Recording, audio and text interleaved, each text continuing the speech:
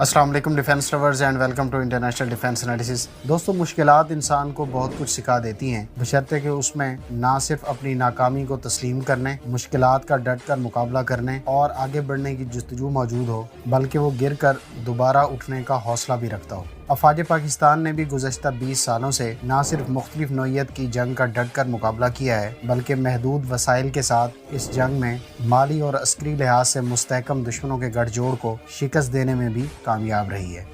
دوستو، اس میں کوئی دو رائے نہیں کہ ہمارے ملک میں امن و استحکام شہداء اور غازیوں کی لازوال قربانیوں اور گمنام ہیروز کی انتھک محنت کا نتیجہ ہے۔ یہی وجہ ہے کہ آج بہت سے ممالک افواج پاکستان کی اس کامیابی پر حیران ہیں، اور ان میں سے بہت سے ممالک کی افواج پاکستان کے اس جنگ سے حاصل ہونے والے تجربے اور کامیابی سے سیکھنا چاہتی ہیں۔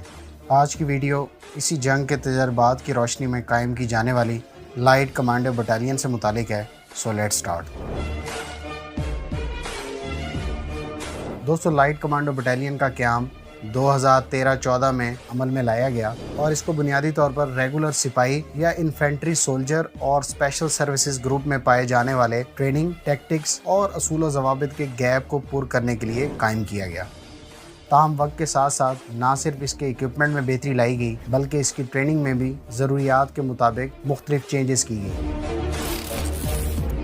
لائٹ کمانڈو بٹالین تشکیل دینے کی دوسری بڑی وجہ اسپیشل سروسز گروپ کو سپلیمنٹ یا سپورٹ فراہم کرنا تھی، کیونکہ اسپیشل سروسز گروپ کی تربیت مختلف اور پیچیدہ نوعیت کے مقاصد کے لیے کی جاتی ہے۔ اس لحاظ سے ایس ایس جی اور انفینٹری سولجرز کو ایک دوسرے کے ساتھ ہم آہنگ ہو کر لڑنا اور اپنے ڈاکٹرین کو ایک دم سے بدل دینا مشکل اور ٹائم ٹیکنگ پروسیس ہے، جبکہ ایل سی بی ایک ہی وقت میں نہ صرف انفینٹری بلکہ ایس ایس جی کے طرز پر لڑائی میں حصہ لینے کی صلاحیت رکھتی ہے۔ چونکہ پاک آرمی کو دہشت گردی کے خلاف اس جنگ میں دو بدو اور گوریلا دونوں طرح کی لڑائی یا حملوں کا سامنا تھا، اس لیے ایل سی بی یعنی لائٹ کمانڈو بٹالین کو اس اسیمیٹرک وارفیئر کے لیے تیار کیا گیا، اور انہوں نے یہ کام بخوبی نبھایا۔